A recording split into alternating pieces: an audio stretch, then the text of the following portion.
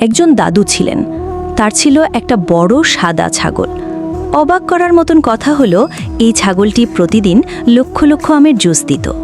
দাদু সেই জুস বোতলে ভরে বাজারে বিক্রি করতেন আর বেশ সুখে দিন কাটাতেন।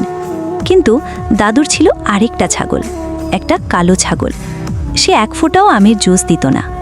দাদু ভাবলেন, হয়তো অনেক আম খাওয়ালে জুস দেবে, তাই তিনি কালো ছাগলটিকে প্রতিদিন অনেক আম খাওয়াতে লাগলেন। কিন্তু কিছুই হলো না।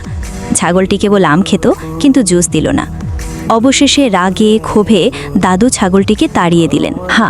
ছাগলটি কাঁদতে কাঁদতে গ্রাম ছেড়ে বেরিয়ে পড়ল।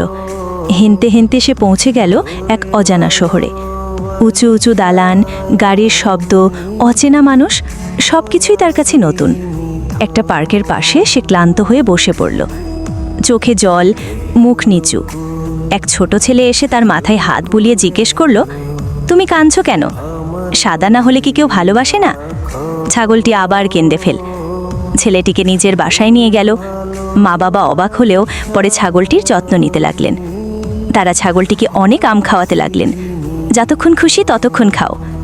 এভাবে কেটে গেল কিছুদিন। হঠাৎ একদিন ছাগলটি তার মুখ থেকে বের করে দিল এক গ্লাস টক মিষ্টি আমের জুস। সবাই চমকে গেল। ছেলেটির মা বলে উঠলেন, এ তো জাদুর ছাগল।